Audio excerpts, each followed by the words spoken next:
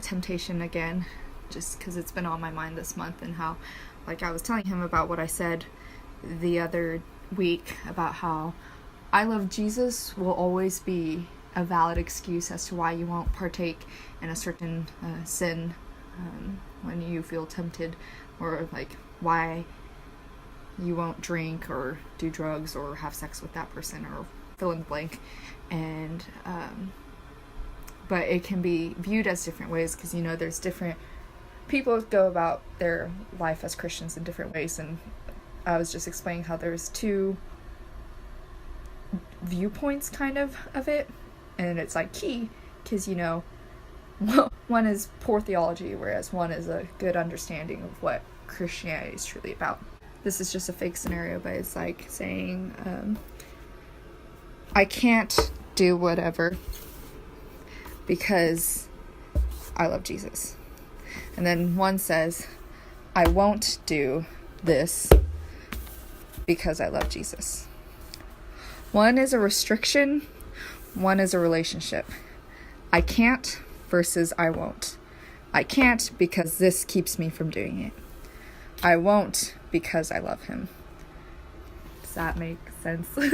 Like one is understanding that it's for our good, and it's understanding that like I love him, and from this book it says grace is not a license to sin but a motivation to love. I won't do it because I do love him, and I want to show my gratitude and stuff.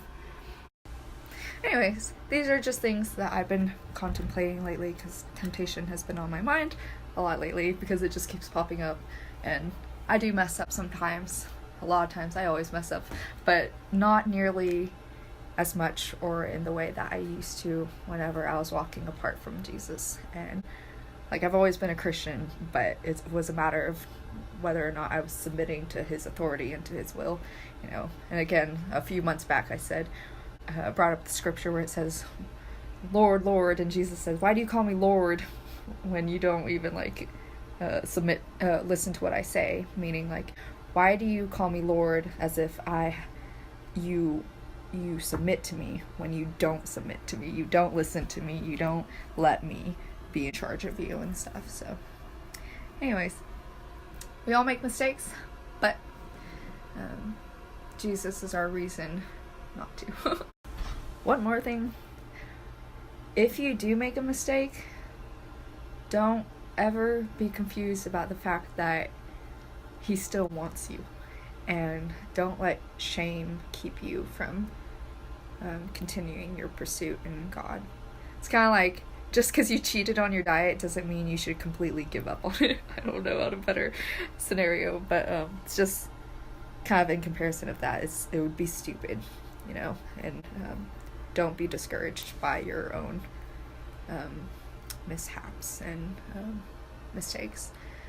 And yeah, just keep pursuing God, because he wants you and wants to be in your life. It's Hebrews chapter 4 verse 16. It says, let us then approach the throne of grace with confidence, so that we may receive mercy and find grace to help us in our time of need.